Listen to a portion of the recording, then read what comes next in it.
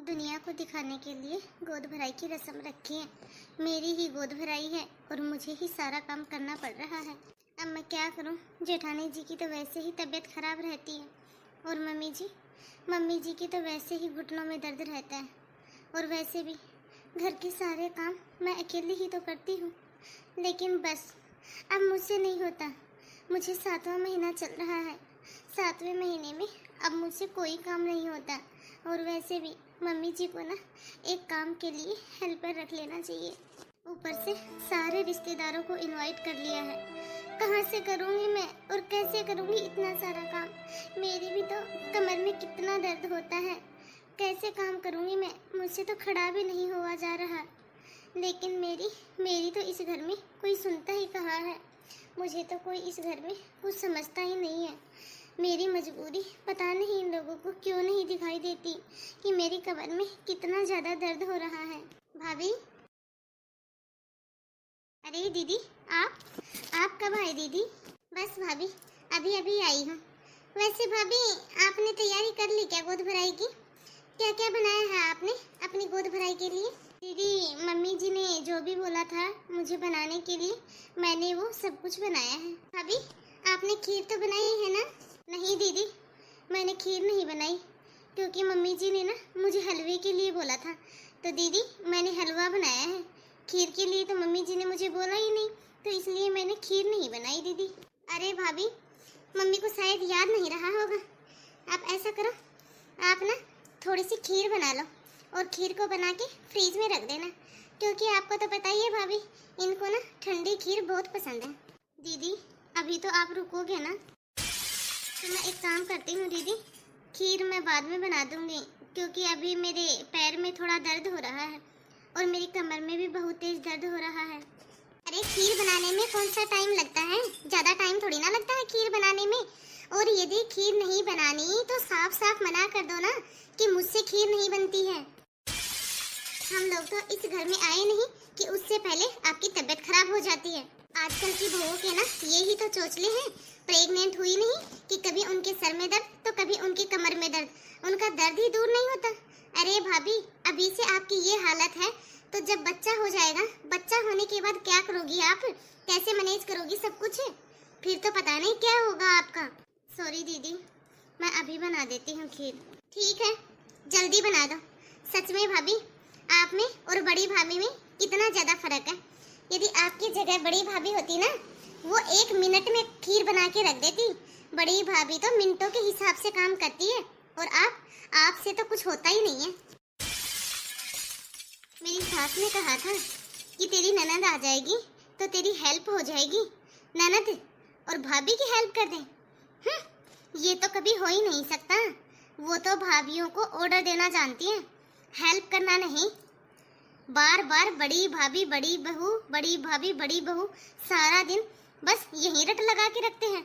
अरे जब मुझसे काम नहीं होता तो ये लोग मुझे बोलते ही क्यों है काम करने की? बड़ी बहू से क्यों नहीं बोलते? और एक ये मेरी ननद है, सोचा था आएगी तो मेरी थोड़ी बहुत हेल्प करेगी, लेकिन नहीं। अब ऊपर से इसके लिए अलग से खीर बनाओ। ये नहीं कि भाभी प्रेग्नेंट है तो उसकी थोड़ी हेल्प करवा दे काम करने में। इसके बजाय उल्टा ये तो मेरा काम बढ़ाए जा रही है। ये पूरा परिवार ना कितना ड्रामेबाज है। जब काम की जरूरत थी ना, तब तो सबके सब बीमार हो गए थे। जेठानी की तबीयत खराब हो गई, सास के घुटनों में दर्द हो गए, और जैसे ही रिश्तेदारों ने आना शुरू कर दिया ना, तब देखो दोनों ठीक हो गई।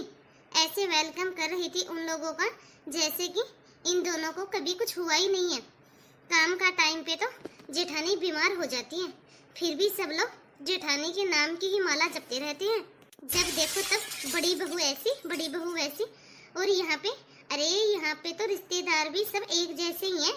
सबके सबको बड़ी बहू ही नजर आती है। लेकिन अब मैं क्या करूं? इस समय में अब मैं अपने मायके भी तो नहीं जा सकती ना। डिलीवरी तो मुझे यहाँ ससुराल में ही करनी होगी और इनको भी अच्छा नहीं लगेगा। लेकिन अब तो मैं भी नहीं जाऊंगी अपने मायके।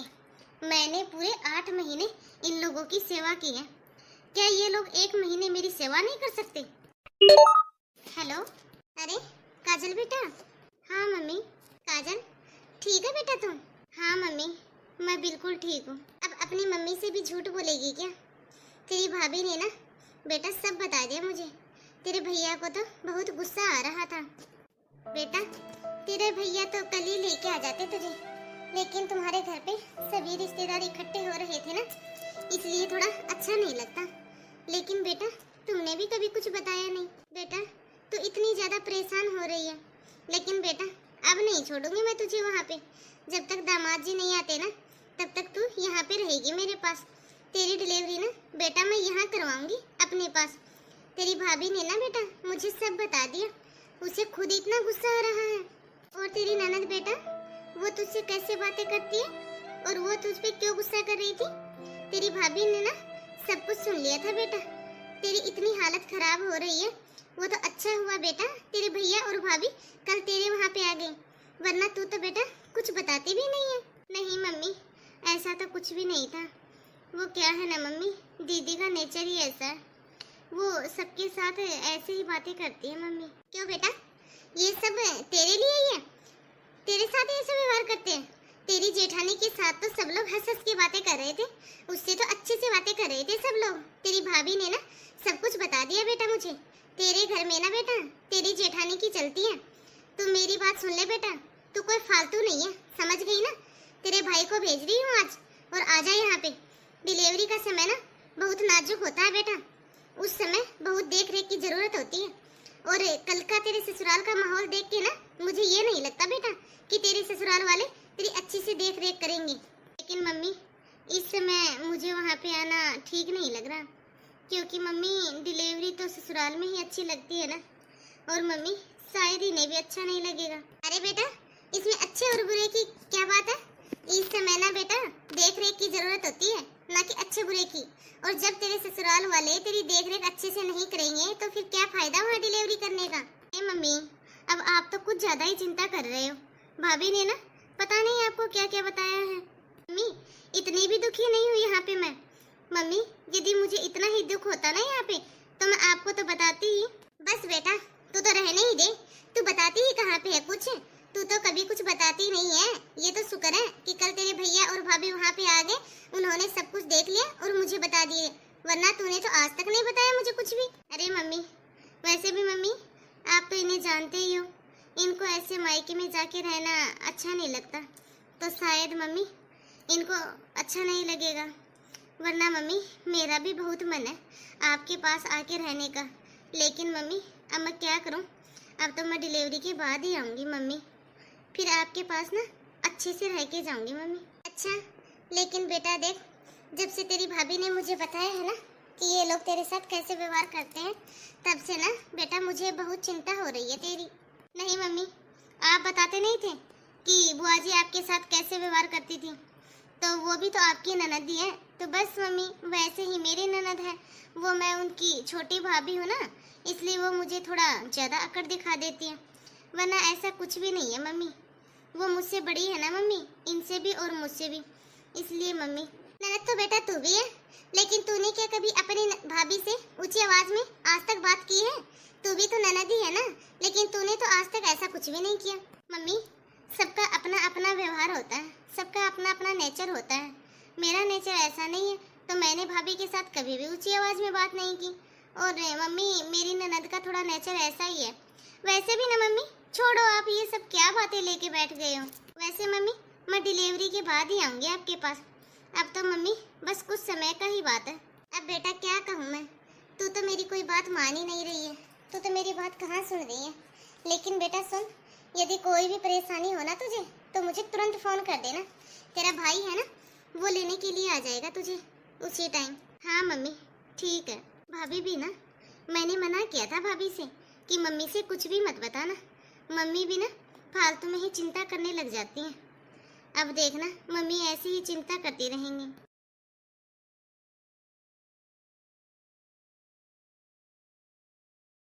मम्मी जी आपने मुझे बुलाया, आपको कुछ काम था क्या मम्मी जी? हाँ बहू, बहू तू ना बहुत टाइम से अपने मायके नहीं गई है ना, तेरा भी बहुत मन करता होगा ना अपने मायके जाने का।